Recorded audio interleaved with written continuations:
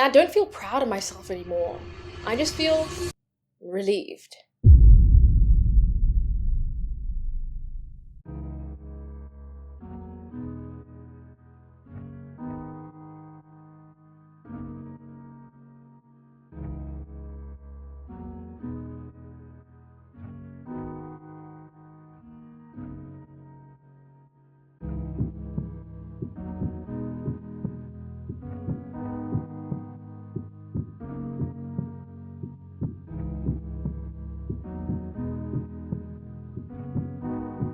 Good morning, anyone. It is 6:30 a.m. March 2025, basically April actually. And as you can see, I have a whole lot of nothing going on, which is about to change because all the plans that I had to have a spectacular 2025 and not have a repeat of the complete and utter dumpster fire that was last year have gone out the window. I need to reinvent myself yesterday. I need a complete overhaul of my systems, my methods of working, and we start today. So, residents or students or lecturers, some of you are lecturers of the Moya University, let's lock in, let's get our lives together, let's go. I am a planner. I plan quite literally everything, especially when life starts to get a little bit chaotic. But I'm not a control freak. My plans are there so I can switch off my brain and actually just be present, because past me has already done the heavy lifting. So when things started falling apart last year, especially towards the end of the year, I figured it was my systems that were the problem. So naturally, I did what any A-type woman would do. I tracked everything: when I went to sleep, when I studied, when I went to the gym, when I tutored, when I coached, when I rested, when I cried, when I hung out with friends, everything. Because like everyone else this year, I wanted to change my life around, but I actually wanted it to mean something. I didn't want to look back and just feel like it was a whole jumbled mess of random effort. And one area that I had particularly been struggling with was a solid study routine. So I've actually done quite a bit. I've done 2 hours of work, 2.5 actually, and it was about 20 pages of a chapter, and I literally had 5 more, but I don't know, as I was reading, things were looking like gibberish, they weren't making sense, so I took that as my sign to call it quits. In case it is the afternoon now, so like my morning focus session is done. It's a shame I didn't finish those last 5 pages, but genuinely they were crazy, like I don't know. I don't know what was going on there, it was so wild. I aim to do 1 more session for the day before we head out to Thames. But I'm feeling pretty productive. Yeah. It's looking pretty good. But anyway, let's get upstairs. It occurred to me recently that I've never actually done any research into what it takes to make a really good study routine, so I've been experimenting with quite a few different options, and I think I finally settled down with something that is going to work for me long term. It's going to be a few more years before I qualify as an actuary, so I might as well get this studying thing right. And I actually think I can do this. I finally got a rhythm going, my study routine is locked in, I just have to wake up, eat something quick, and immediately start working. 8 hours a day, and if I really commit, if I plan every hour, block out distractions, stay focused, I'll be unstoppable. You should have started earlier. This is not does not have time to rest. I can do that. I can do discipline time. People do more with less. Everyone else is doing better than you. So if I keep this pace, more. don't give no excuses, I'll be fine.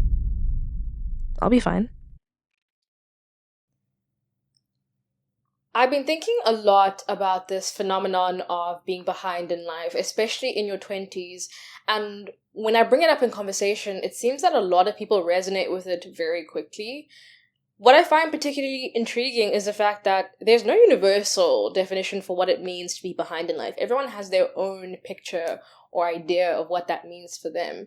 And considering this has made me critically analyze a lot of aspects about myself. For example, I'm very competitive and I'm also a completionist. So when I start something, I will see it through, even if it's to my detriment. And at first I thought that those were good qualities to have because I'm very ambitious, I'm forward thinking, and I have this weird never die attitude.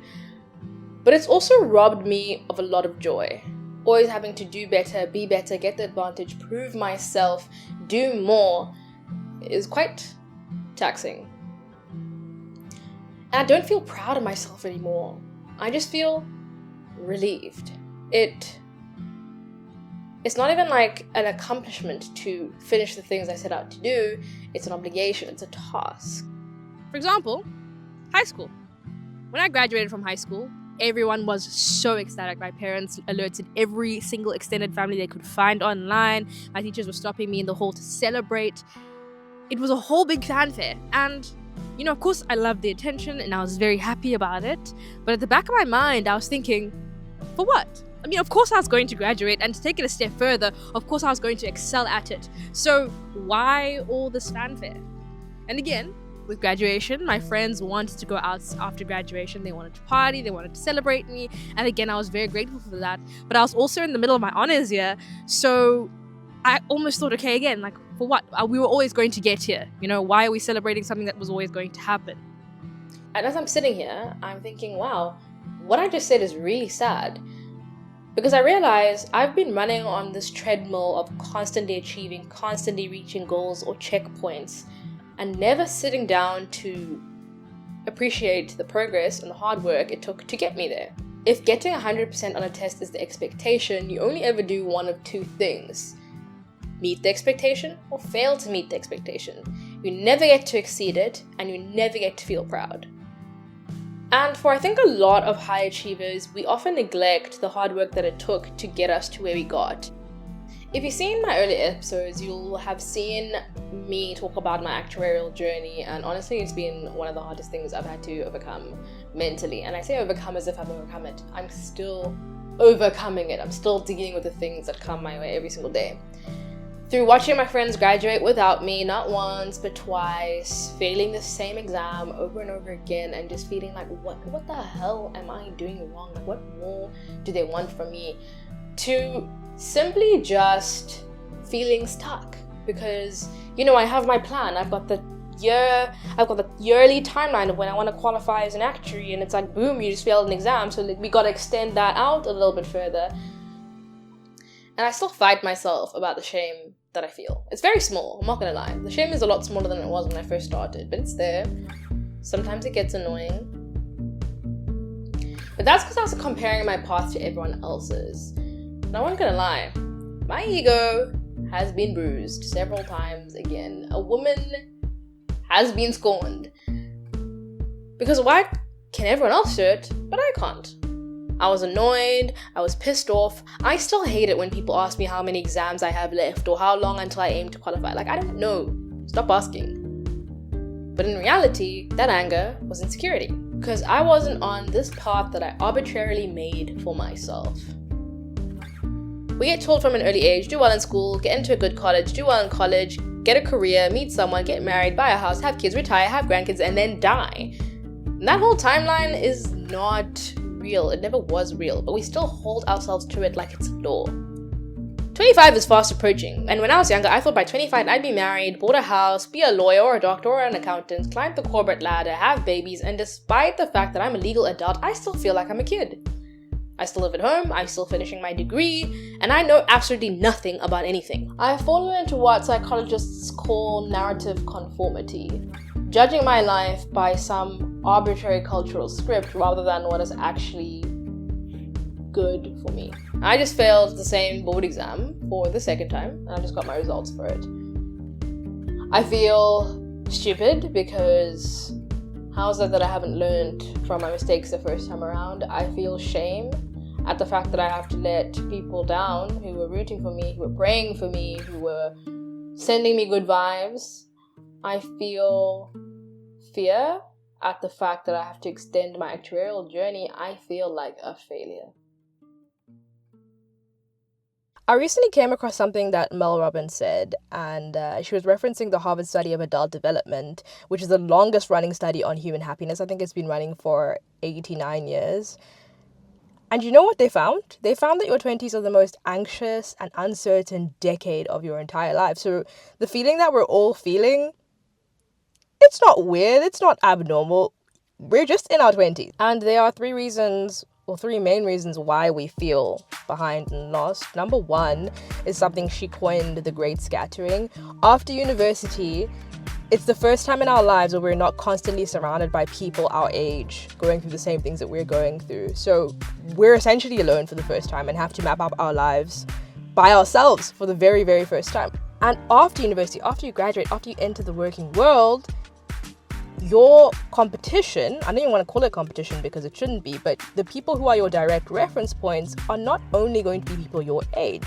Now you're competing with someone who's got an established career and they are a CEO or whatever, they're married, they have kids, and that comparison to someone who is years ahead of you in the race we call life, can definitely breed a sense of insecurity and make you feel like you're behind. It's also the main reason why loneliness hits, because when I was speaking to, my parents and some of my friends' parents, back then social lives were a lot easier to navigate. With hybrid working and stuff now, there's not always going to be a good company culture. Basically, a lot of people's friends were people they went out for drinks after work with. But now with hybrid, you can honestly spend the whole year and never see any of your workmates in person. And that makes it kind of difficult, because after you leave uni and your friends are in different cities, or maybe you've moved to a new city for job opportunities, it can become difficult to think, okay, cool, like, where are my friends? Like, why do I feel so alone? Like, why is it so hard to make friends? The second thing is the paradox of choice, and I can definitely link the article down below if you're interested in reading more about it. But what it means in a nutshell is the more choices we are presented with, the harder it is to actually make a decision. Now, with social media, we have been given access to so many different lives in so many different shapes and forms that it can honestly feel overwhelming to decide what you want to do with your life. Back in the day, people were, they went to their job, and whether they hated or loved their job, they were surrounded by people who are in the same phase as them. So, if you worked at a horrible firm that, had really long hours and it was just not really nice at all, everyone else around you was feeling the same thing. But now with social media, we have access to see people's lives who are living a great life. I'm not going to say that they actually are, because, we'll talk about social media in a moment. But because the choice is so abundant, it almost paralyzes you. Am I making the right decision with my life? Is this what I'm supposed to be doing with my life? It's a lot. The third thing she also touched on is the pressure to do everything. Back then, I say back then, but I mean like a generation or two ago, the only social pressure they had was to get a good job, save enough money, and buy a house, Now, you have to be financially independent at a young age, emotionally intelligent, hot, fit, doing high rocks. Like, there's so many things we need to do to be a successful and fulfilled individual in society that it can be extremely overwhelming. And of course, social media has a great role to play in this. It actually links in the paradox of choice quite nicely. And no wonder we feel so lost. Like, the blueprint for life no longer fits the society that we're in anymore. And the things that worked for our parents' generation and the generation before are not going to work for us. Now let's talk about social media. Oh my goodness, that thing will suck all the joy out of your life. Like, if you want to hate yourself, just keep scrolling. Keep scrolling for long enough, I promise you'll start to hate yourself. And even I fall into it. I see people moving faster, getting bigger on social media, doing more with their life, getting richer, getting prettier. And I'm like, sincere, relax, breathe. And it gets really messy when you consider the fact that, I'm part of the problem too. Like, who wants to show their worst moments of their lives anyway, right? And if you look at my Instagram or the things I've posted or my TikTok, you'll come to the conclusion that I'm living a great life and I've had a fantastic upbringing. And yeah, I'm not gonna lie, I have. But what I post doesn't tell the full story. It doesn't tell the story of self-doubt, of fear, the moments of not knowing what to do, the regret, the stress I felt, the anxiety, the burnout. Even when I post my worst days, they are the best of them. I'm going to repeat that. Even when I post my worst days, they are the best of them. That exam I failed, I spent 2 days in bed wallowing in grief about how horrible it went. I was not in a good space. And you guys didn't see that. And I'm not trying to make this a sob story, but these are the things that I think we all go through. I think to all of us, some level, have felt what loss and sadness and disappointment is. And it's so crazy because people compare themselves to me, are inspired by me, by my life, and I genuinely don't understand why. So when I get really low, I just remember that the people that I'm comparing myself to are multifaceted. We don't see all of their lives, and they're probably not as happy all the time as we think that they are. Sometimes I feel bad coming here to tell you guys that I'm struggling. Like, really, again, didn't you figure out how to avoid academic burnout? Or didn't you say you stopped chasing academic validation? So it's like, when I start to yo-yo, when I start to go back, it's like, why are you wasting these guys' time? You know, I want you guys to come here and feel seen, not for it to be all doom and gloom consistently. This feeling of being behind? Behind what? Whose measuring stick am I using? This idealized version of myself that is just excelling in every avenue of my life. Maybe I'm an unreliable narrator. Maybe that person doesn't exist. Maybe she never did. And maybe that's the key. When the day ever comes when I finally believe I am who I am and I'm doing the best that I can, then maybe I'll understand this. I was never behind. I was just using a measuring stick that wasn't made for me. And maybe that's the whole point, to stop measuring and just to live. To remember my path is not supposed to look like anybody else's. So whilst I can't convince myself of the words I'm saying right now, I hope to have convinced at least one of you. We're at the beach. Life's good. Jokes, I have a board exam. Life is not good. But what can you do?